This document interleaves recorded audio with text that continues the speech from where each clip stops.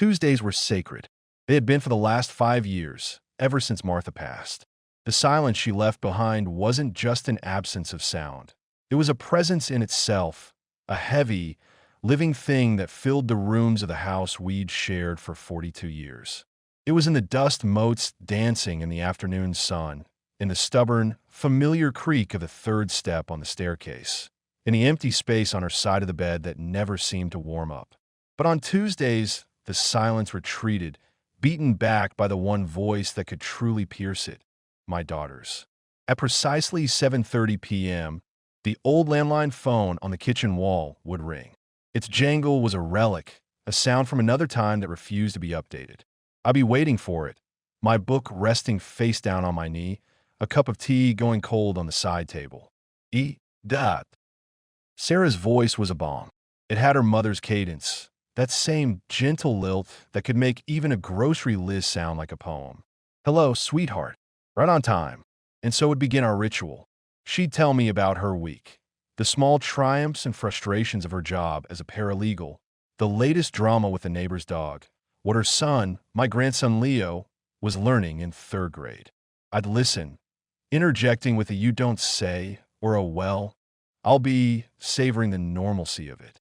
I'd then offer my own curated report from the front lines of retirement. I talked about the squirrel that was winning the war for the bird feeder, the book I was reading, the fact that I'd finally fixed the leaky faucet in the guest bathroom. I painted a picture of a man in gentle, peaceful decline, a man content with his garden and his memories. It was a lie, of course. A loving, necessary lie. The truth was, the house felt too big now, its echoes loud and accusatory. The garden was becoming a struggle, my knees protesting after an hour of weeding. The leaky faucet had taken me 2 days and a trip to the hardware store that left me feeling ancient and confused. But I would never tell her that. My job, as it had been since the day she was born, was to be her rock, to be the strong, capable father who had everything under control. Her mother's death had shaken that foundation enough. I wouldn't be the one to crumble it completely. Our calls were a dance, a carefully choreographed performance of mutual reassurance. She needed to believe I was okay, so she could sleep at night, free from the gnawing worry of a widowed father aging alone. And I needed to give her that peace. It was the last, great service I could provide. This particular Tuesday started no differently. The phone rang. I picked it up. The coiled cord stretched as I settled into my worn armchair. Dad, you'll never believe what Leo did today. I smiled, settling in. Try me. She launched into a story about a school science project involving a baking soda volcano that had, predictably, erupted with more enthusiasm than intended. I laughed in all the right places, my heart swelling with a love so profound it ached. This was the highlight of my week. This was the thread that still connected me to the world of the living, to the bustling, forward-moving life my daughter and grandson inhabited.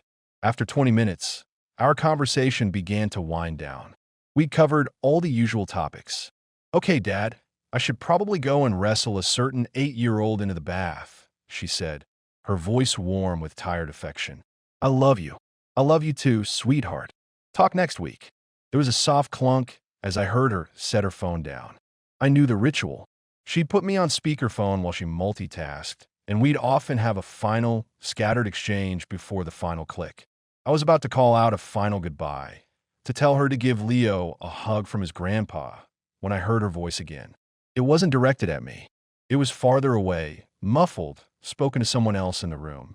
Okay, he's off the phone, she said, her tone shifting, shedding its soft, daughterly warmth like a coat.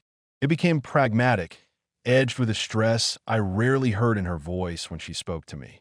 I froze, my hand still on the receiver, poised to hang up. The words died in my throat. And then I heard him. My son-in-law, David. His voice, deeper and closer to the phone, was clear as day. So, how'd he sound? That's when my daughter, my Sarah, replied with a sentence that turned my blood to ice. Same as always. But we can't put this off any longer, David. He needs to be put in a nursing home. The words hung in the air, not in my quiet living room, but in the bustling epicenter of her life, a world away from me. The receiver felt like a block of ice in my hand. I said nothing. I didn't breathe. I just listened, a ghost on the line, to the sound of my own future being decided. The world did not slow down. It did not shatter into a million pieces. Instead, it constricted, tightening around that single, unforgiving phrase until it was the only thing that existed. He needs to be put in a nursing home. The words were not shouted in anger or whispered in despair. They were delivered with a chilling, matter-of-fact finality, the way one might discuss replacing a worn-out appliance. My finger, which had been resting on the plunger of the phone, went numb. I could not press it down. To do so would be to sever this connection, to return to the silence of my living room and make the terrible truth real.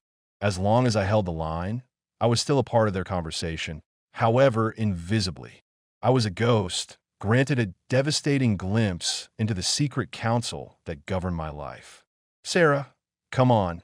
David's voice came through, a low rumble of reason, or perhaps of weakness. "We've talked about this. It's a big decision.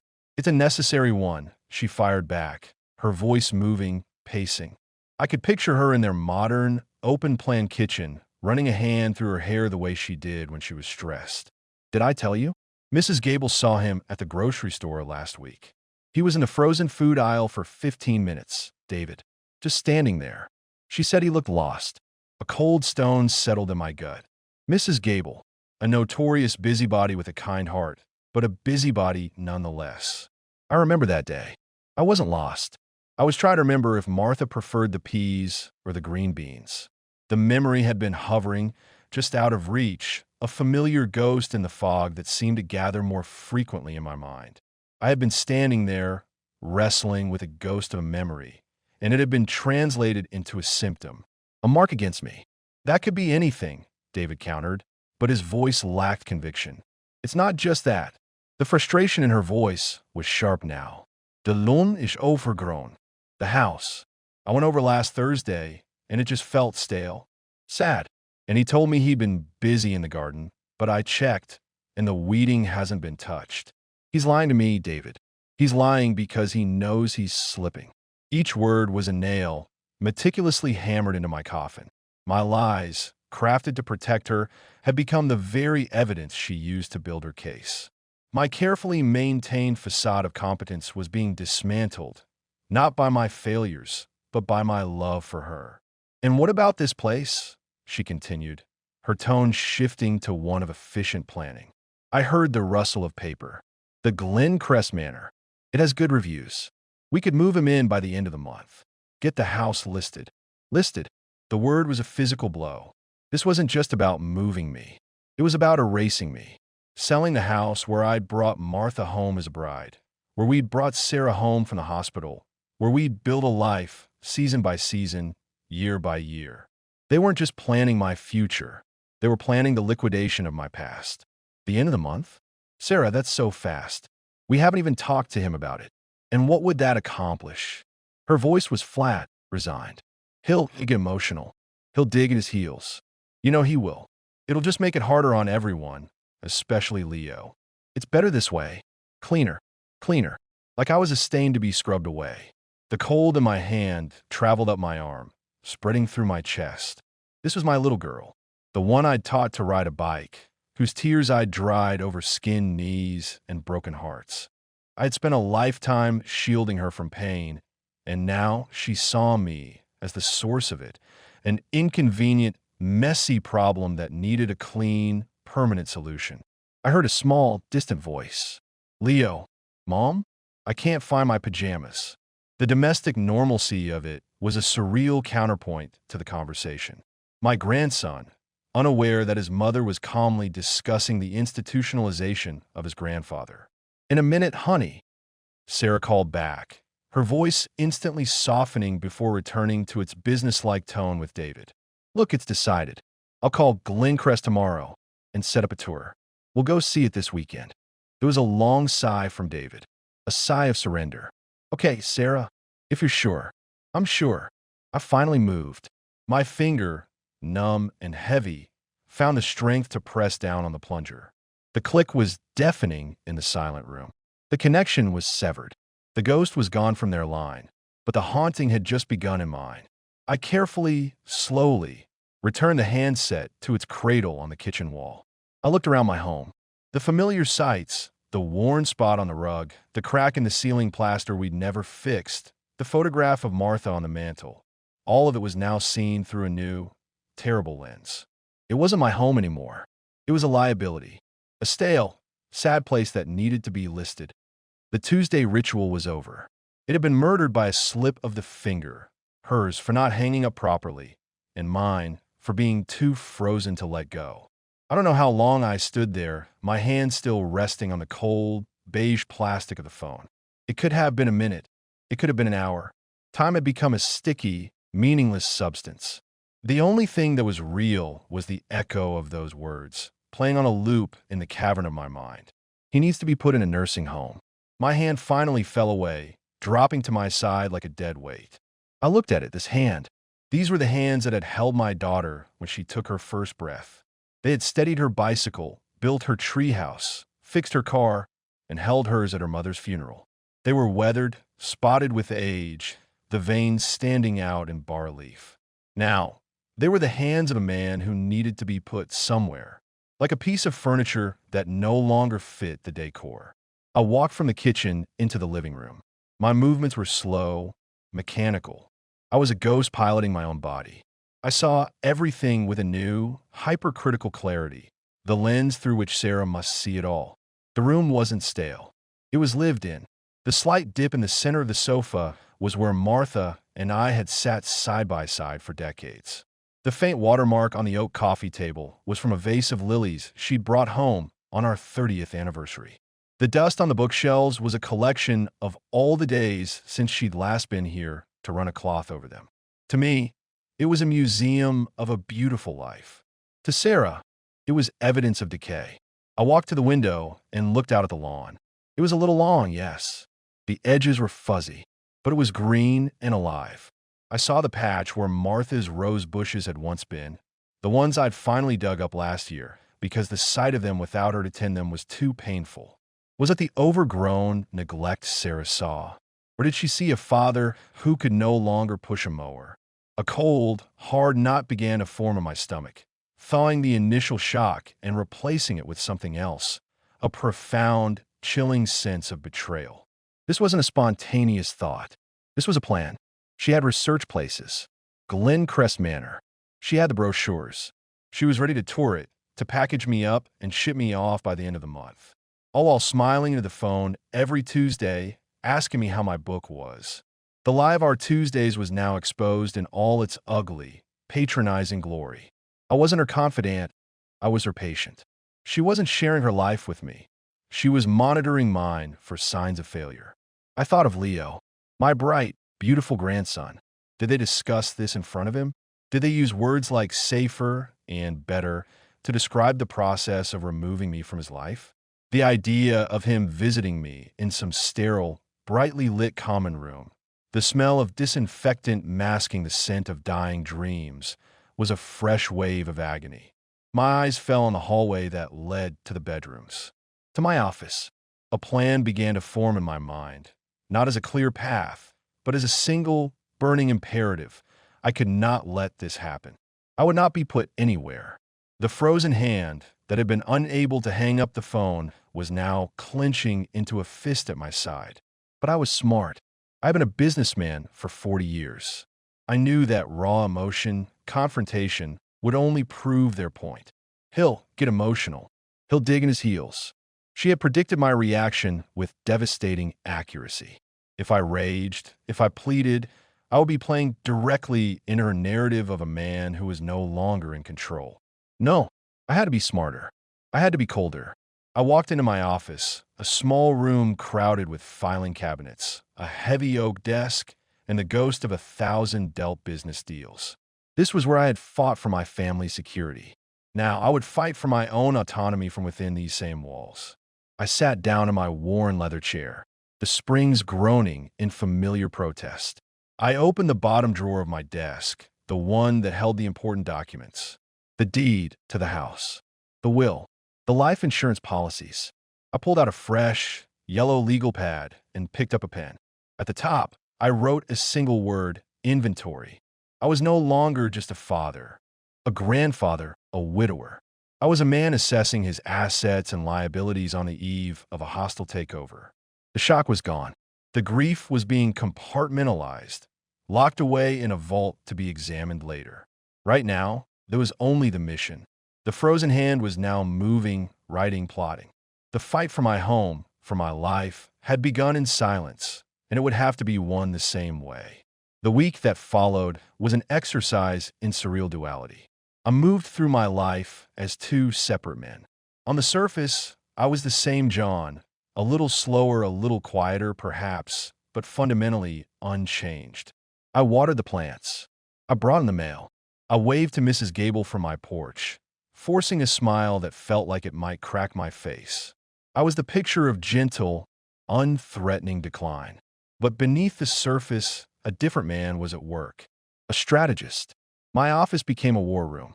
The yellow legal pad was no longer just an inventory. It was a battle plan. I listed everything. Assets. The house, fully paid for. My pension. My savings. Liabilities. In their eyes, my age, my solitude, my forgetfulness. I researched Glencrest Manor online. It was as I feared. A nice enough place, with cheerful photos of activities and bland, comfortable-looking rooms. It was a beautifully decorated cage. My anger, a white-hot ember, was banked and used for fuel.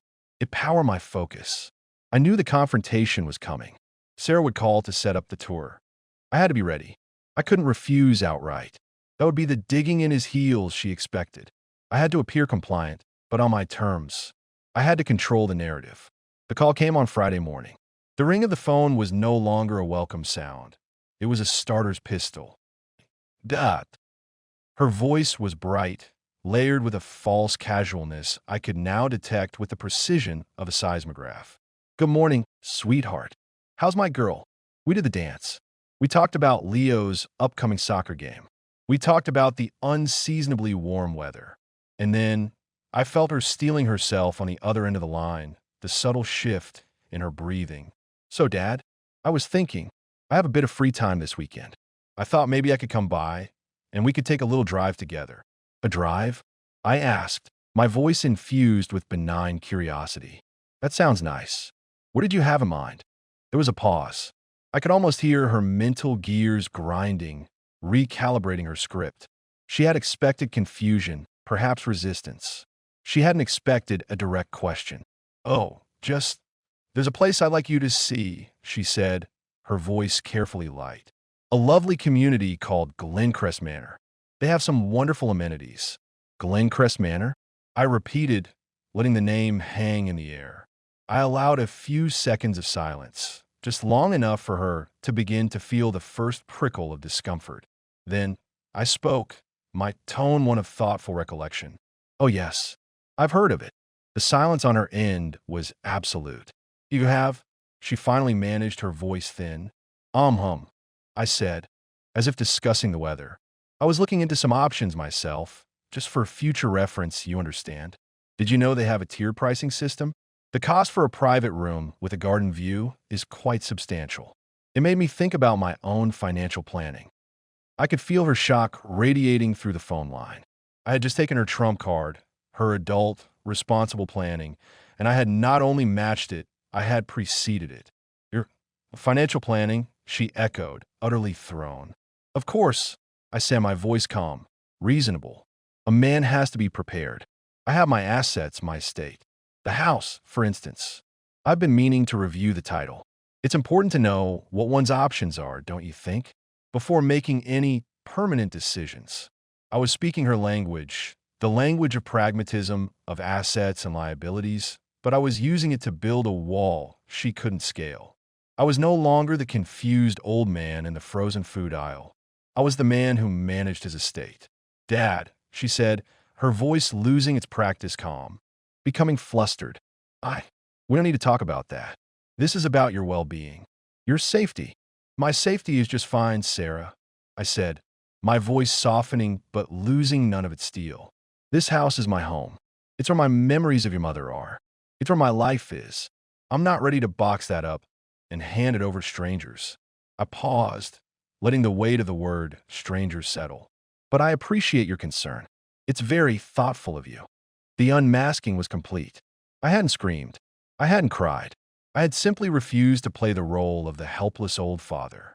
I had met her pragmatic plan with a colder, more formidable pragmatism of my own. I had shown her that the man she thought was slipping still had a firm grip on his own life, and more importantly, on the legal and financial levers that controlled it. There was a long, strained silence. The power dynamic, so firmly in her favor just moments ago, had irrevocably shifted. "So, the tour?" she finally asked, her voice small, defeated. "I don't think that will be necessary," I said gently, but with absolute finality. "But I would love for you and Leo to come by for a visit. This weekend. In my home. We can have lunch." I was re-establishing the borders. This was my territory. She could enter as a guest, as a daughter, but not as an administrator of my life. "Okay, Dad," she whispered. We'll do that." "Good. I'll see you then. I love you, Sarah." "I love you too, Dad." I hung up the phone. My hand was steady. The ghost was no longer on the line. He was in the room with me, and he had just won the first, crucial battle. The war, I knew, was far from over. But she now knew she wasn't dealing with a patient. She was dealing with a man. The victory of the phone call was cold and short-lived. It had been a defensive maneuver, a successful parry. But it didn't change the fundamental truth. My daughter saw me as a problem to be solved. The seed had been planted, and I knew it would continue to grow in the dark, fertile soil of her worry. She would simply become more clever, more insistent. Next time, it might not be a tour. It might be a doctor's appointment that conveniently ended at an assisted living facility, or a temporary stay after a minor fall that would become permanent. I couldn't live like that, looking over my shoulder, waiting for the next well-intentioned ambush. I had to go on the offensive. I had to change the entire board. I returned to my war room, the yellow legal pad staring up at me. I had listed my assets. The house was the big one, but it was a static asset, a target. It made me vulnerable. As long as I was sitting here, a solitary old man in a house that was too big, I was a sitting duck. Sarah's argument, however painful, had a kernel of logical truth to anyone looking in from the outside. The house was a lot for one person. The lawn was getting long.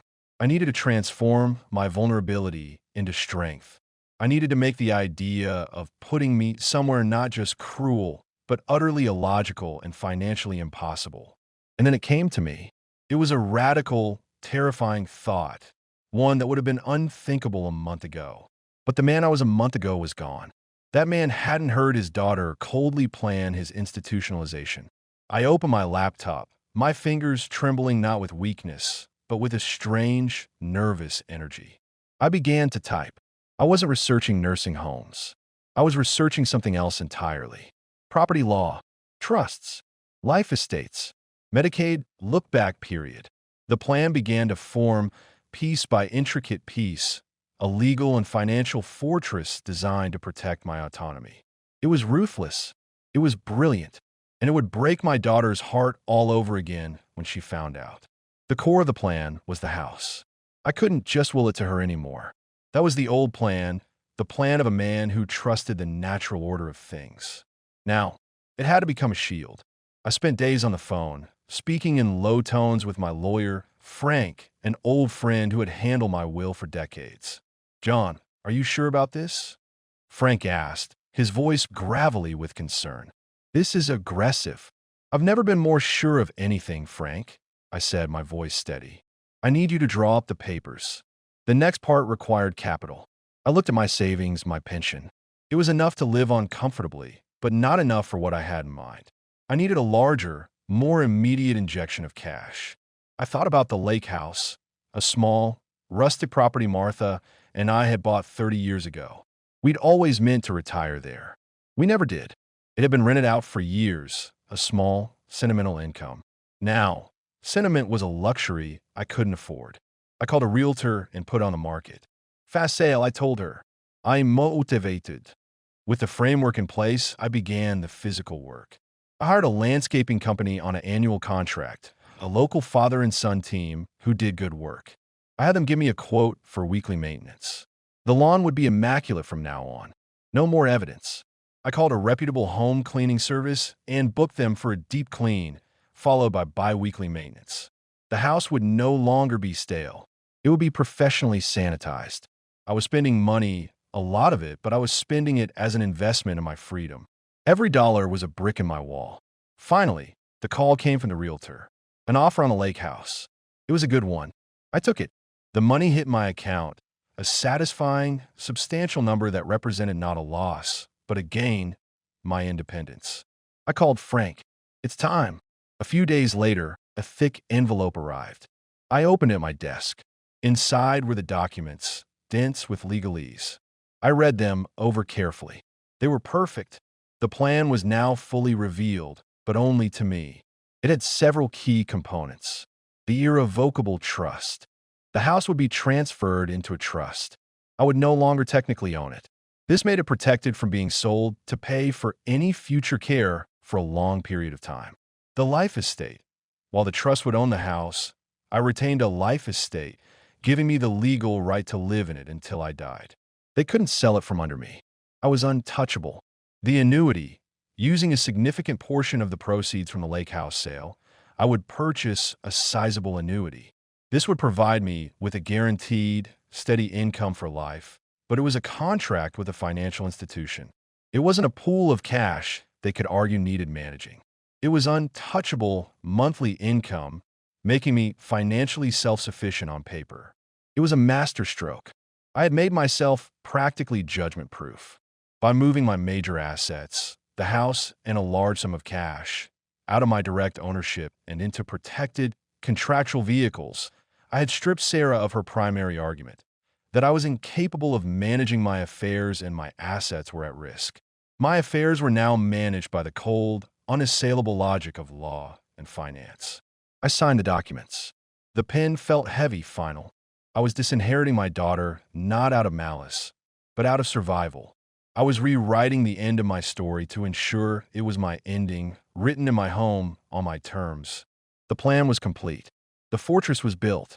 All that was left was to wait for the next assault and to reveal my defenses not with anger, but with the calm, devastating finality of a signed legal document. The signed document sat in a fresh manila folder on my desk, a quiet testament to the war being waged in the heart of a quiet suburban home. They were my nuclear option, and their mere existence brought a grim, solitary peace.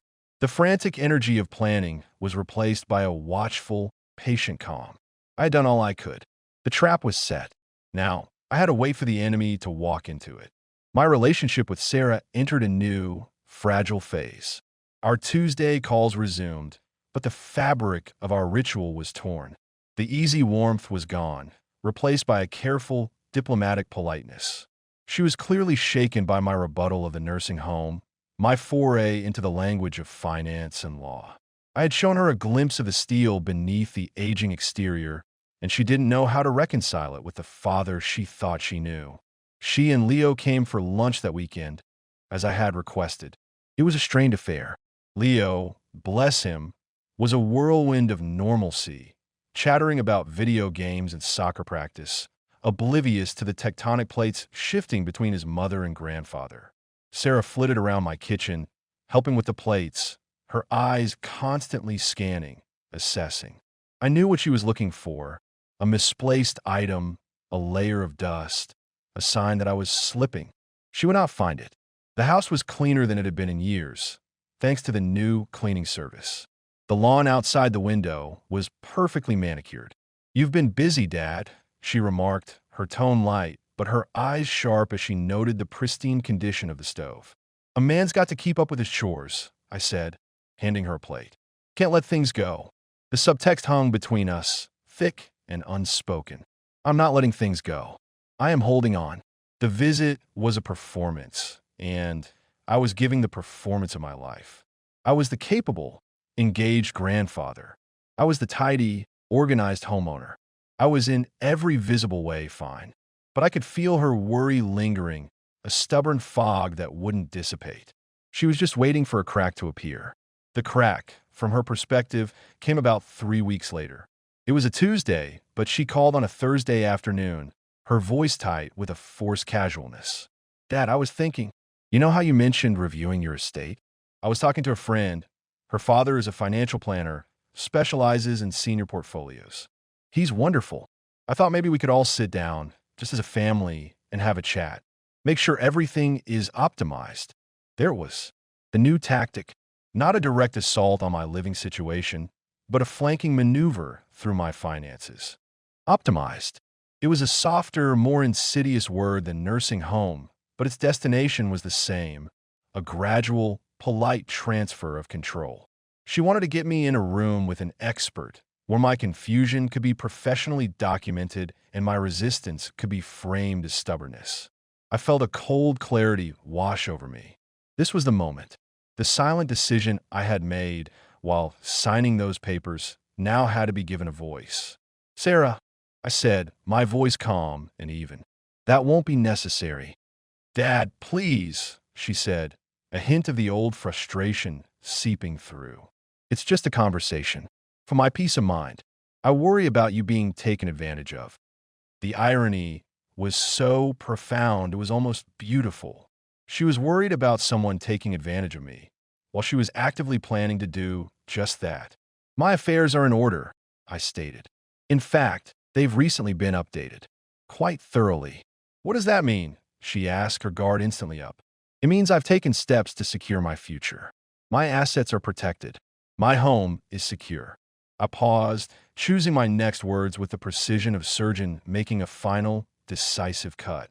"I've established an irrevocable trust and purchased a long-term annuity."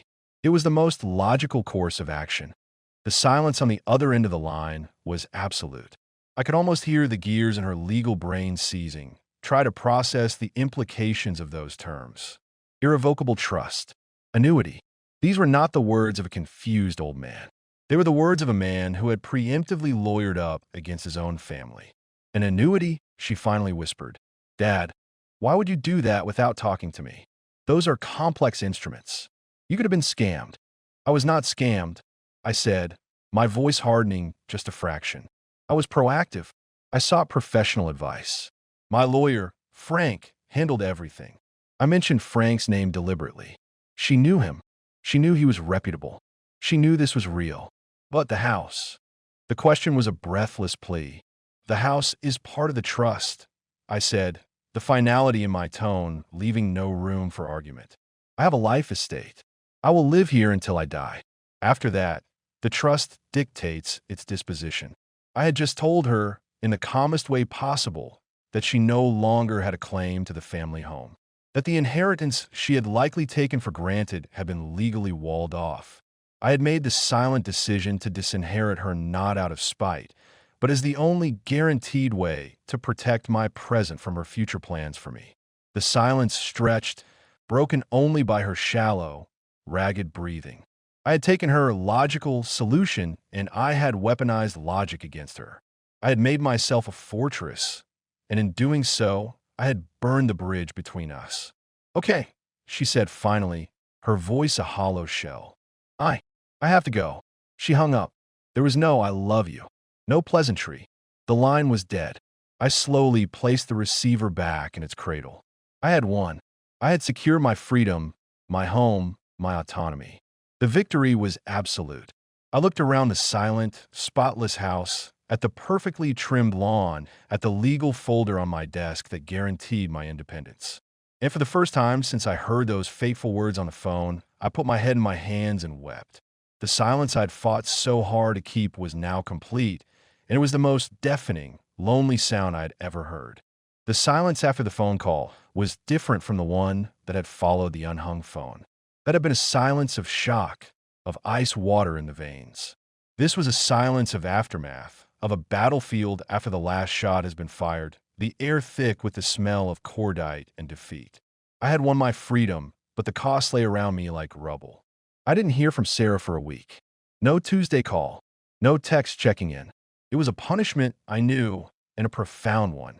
She was retreating, licking her wounds, trying to comprehend the legal and emotional fortress I had built. I used the time to finalize everything. The sale of the lake house closed. The funds were transferred. The annuity was purchased. The trust was fully funded and active. There was no going back. I knew, however, that this silence was not surrender. It was a regrouping. Sarah was tenacious, and she was a paralegal. She would be researching, trying to find a chink in the armor of my trust, consulting with her own colleagues, looking for a way to challenge my competency. The threat of a wellness check or a petition for guardianship now loomed larger than the threat of a nursing home tour. I had to act before she did. I had to make any such move not just difficult, but publicly, legally, and morally untenable. It was time for the preemptive strike. I called Frank. I need you to schedule a meeting, I told him, with my daughter and her husband. Here at my house. Tomorrow. John, are you sure that's wise? Frank asked, his voice heavy with concern. Emotions are running high. It's the only way, I said. I need to do this on my home ground, and I need you here as a witness. Not as my lawyer, but as my friend, to attest to my state of mind. He agreed, reluctantly. I then called Sarah. She picked up on the fourth ring, her voice guarded. Dad, Sarah, I need you and David to come over tomorrow evening. 7 o'clock. It's important. Is everything all right? The question was automatic, laced with a new, wary tension. Everything is settled, I said, which was the truth, though not the one she wanted to hear. I'll see you tomorrow. I spent the next 24 hours preparing. I wasn't preparing arguments or pleas. I was preparing a demonstration. I cleaned the house again, though it was already spotless. I baked cookies, a visceral domestic touch that felt both absurd and necessary. I laid out the documents on the dining room table. Not the originals, but crisp, clear copies, in a neat, logical order. At 7 p.m. precisely, the doorbell rang. My heart was a steady, determined drum in my chest. I took a deep breath and opened the door. Sarah and David stood there. She looked pale, her jaw set, her eyes avoiding mine. David looked uncomfortable, his hands shoved in his pockets, the reluctant conscript in this family war.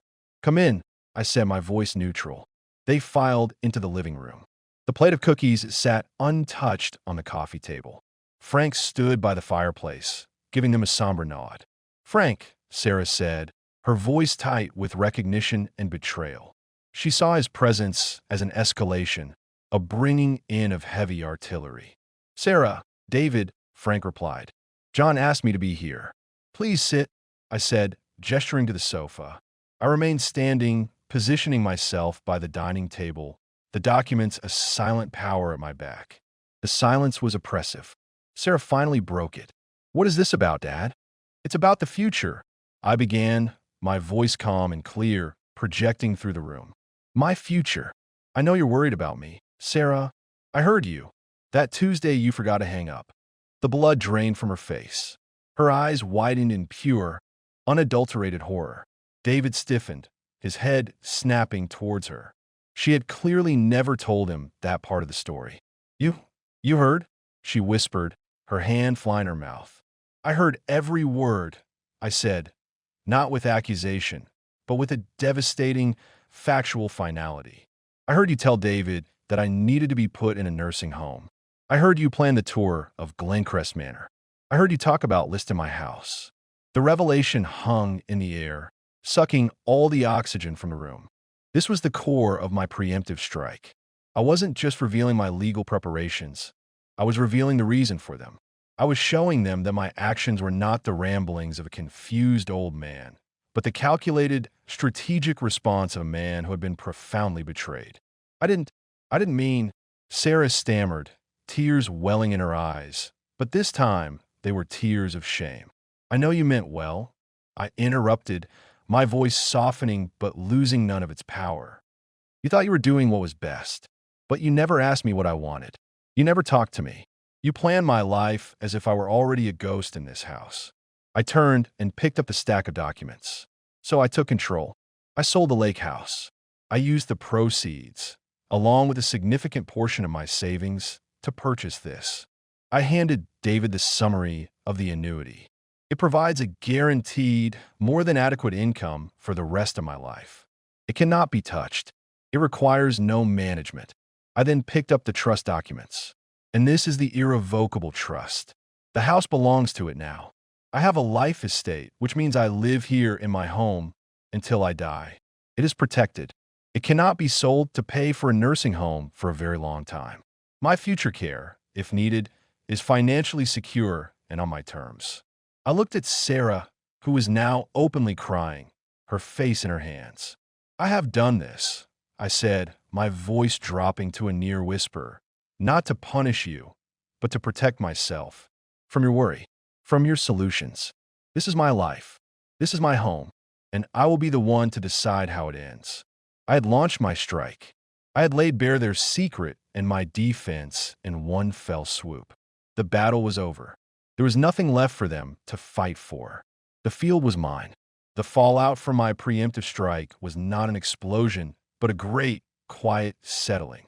Sarah and David left that night looking like survivors of a catastrophe, hollowed out and stunned. The truth, once released, had a finality that no argument could ever possess. There were no more strategies to discuss, no more plans to make. The fortress was built, the moat was filled, and the drawbridge was up. Permanently. The first few weeks were the hardest. The silence in the house was no longer just the absence of Martha. It was the absence of a future I had once taken for granted. The future of a beloved grandfather, a respected elder, a father whose daughter would be his comfort in old age. That future was gone.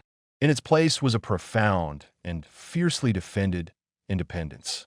I kept my routines. The cleaning service came every other Tuesday. The landscapers maintained their perfect, impersonal schedule. The house was spotless, the lawn a pristine green carpet. It was a show home, a museum of one.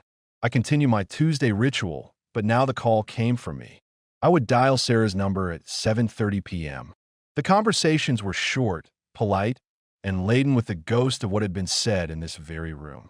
We talked about the weather. We talked about Leo. We navigated a minefield of unspoken truths, our words careful and light, like people walking on a frozen lake they knew had already cracked beneath them. Then, one Tuesday, about 2 months after the meeting, the doorbell rang. It was late afternoon, long before our scheduled call. I wasn't expecting anyone. I felt a flicker of the old defensiveness, a tightening in my chest. Had she come to try again? Had she brought a doctor? I opened the door. It was Sarah, alone. She held a small, brown paper bag from the bakery she loved. Her eyes were red-rimmed, but her gaze was steady. "Hi, Dad," she said, her voice soft. "I brought you those almond croissants you like." I stepped back, wordlessly letting her in. She walked into the living room and stopped, taking in the sterile perfection. She placed the bag on the coffee table. "It doesn't smell like you in here anymore," she said quietly. "It smells like lemon polish." "It's clean," I replied, my tone neutral. She nodded, wrapping her arms around herself. "I know." She took a deep breath. "I came to apologize. Not for worrying about you. I think I'll always worry about you. But for how I went about it. For the things I said that you heard. I was scared. I saw you standing in that aisle, and all I could see was a future of you being lost and me not being able to find you. I thought I was being strong. I thought I was making the hard, practical decision." She looked at me, her eyes pleading for an understanding I wasn't sure I could give. "I was wrong. I treated you like a problem, not a person. I forgot that you're still you." The words hung between us, an offering. They didn't erase the hurt, but they acknowledged it. That was a start. "I made my choices for the same reason you made yours," I said finally. "Self-preservation." "I see that now," she whispered. "The trust, the annuity, it was brilliant, and it broke my heart. It was meant to," I said, the truth stark and unadorned. We stood in the quiet for a long moment. The fortress walls were still there, but a small, careful gate had been opened. Can I see Leo?" I asked, the question feeling more vulnerable than any legal document. "Of course," she said, a real, fragile smile touching her lips. "He misses you. He asked why we don't have pizza on your porch anymore." A piece of my frozen heart thawed, just a little. "We can do that. This weekend." "Okay," she said. "This weekend." She didn't stay long. There was too much history in the room, too much fresh pain. But she left, and the house felt different. Not less lonely, but perhaps less desolate. That weekend they came. Leo burst through the door with his customary energy, launching himself at me for a hug. "Grandpa, Mom said we can have pizza." "We can," I said, holding him tight, breathing in the scent of childhood and innocence. Sarah and David followed, carrying pizza boxes and a six-pack of soda. We ate on the porch, just as we used to. The conversation was still careful, but the minefield felt smaller. Leo's laughter was a bridge we could all cross. After they left, I stood in my living room. The house was quiet again, but the silence had changed once more. It was no longer the silence of a fortress under siege, or the silence of a victory that felt like a defeat. It was the silence of a new reality, an armistice. This is my new home. It is not the home I thought I would have in my final years. It is a place of hard-won peace, bought with legal documents and brutal honesty. The relationship with my daughter is scarred, perhaps forever. We will never again have the easy, trusting Tuesdays of old. We have something more fragile, more honest, and more distant. But it is mine. Every perfectly trimmed blade of grass, every dust-free surface, every quiet moment is mine. I live here on my own terms, behind the walls I built to keep the world out. It is a lonely freedom, but it is freedom nonetheless. And as I lock the door for the night, the click of the bolt is not the sound of isolation, but the sound of a promise I made to myself, kept.